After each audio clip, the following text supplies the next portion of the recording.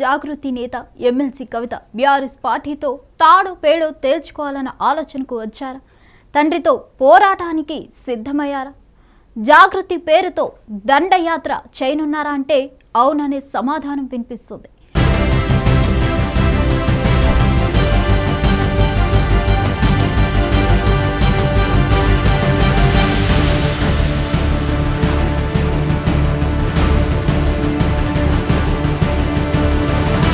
ఇన్ని రోజులు అన్న కేటీఆర్ పై కవిత తిరుగుబాటు దళం ఎత్తారు.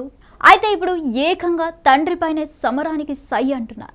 వచ్చే నెల 8న కరీంనగర్లో పార్టీ తరపున భారీ బహిరంగ సభ నిర్వహించేందుకు ప్లాన్ చేశారు.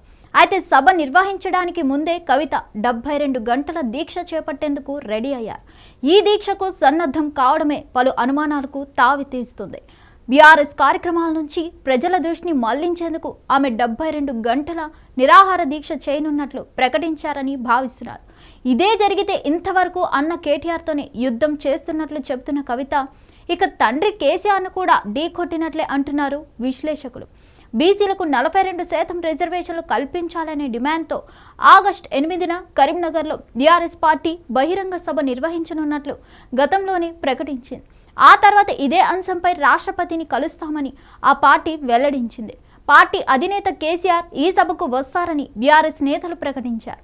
వరంగల్లో నిర్వహించిన 25 ఏళ్ల సంబరం తర్వాత పార్టీ తరపున భారీ కార్యక్రమానికి కరీంనగర్ వేదిక కాబోతుంది. దీనికి కేసీఆర్ కూడా వస్తారని చెబుతుండటంతో సభ విజయవంతం చేయడం గులాబీ పార్టీ నేతలకు ప్రతిష్టాత్మకంగా మారింది.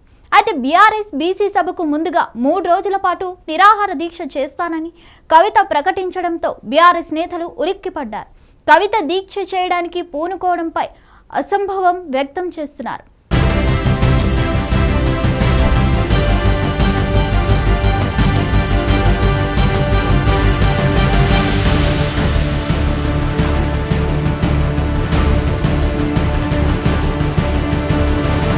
కవిత దీక్ష చేయడం అంటే అధినేత కేసీఆర్ను ఎదిరించడమే అని అంటున్నారు.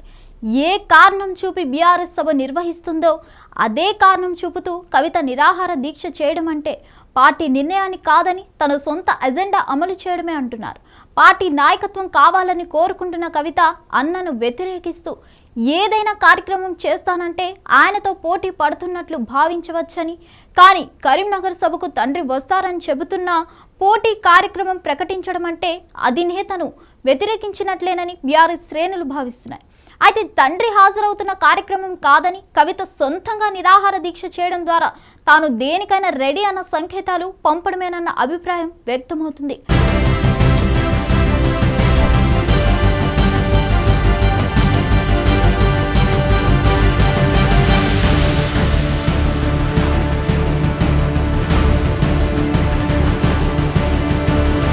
బీఆర్ఎస్ కి పోటీగా సొంత పార్టీ పెట్టాలని భావిస్తున్న కవిత తెలంగాణలో అత్యధిక జనాభా ఉన్న బీసీలను ఆకర్షించేలా అడుగులు వేస్తున్నారని అంటున్నారు.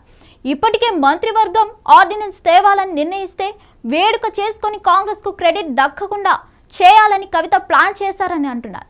అదేవిధంగా బీఆర్ఎస్ బీసీ నినాదం ఎత్తకుండా నిలువ వరించేందుకు బీసీ బ్రాండ్ కోసం కవిత ప్రయత్నిస్తున్నట్లు చెప్తున్నారు. ఈ క్రమంలో పార్టీ నుంచి వేటుపడే వరకు అధిష్టానానికి దెబ్బతీసే కార్యక్రమాలకు కవిత ప్లాన్ చేస్తున్నట్లు ఉందంటున్నారు. హిట్ టీవీ యాప్, ఇందులో short news, live news, entertainment shows, movies, digital magazines తో పాటు మీ జిల్లా వార్తలను కూడా ఫ్రీగా చూడొచ్చు.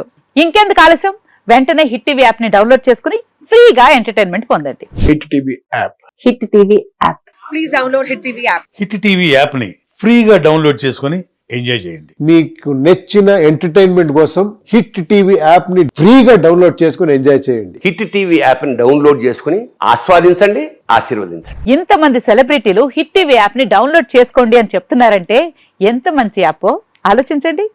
అమెరికా అమెరికా అమెరికా అమెరికాలో చదవాలనుకునే వాళ్ళకి విశ్వసనీయమైన పేరు మన శౌర్య కన్సల్టెన్సీ.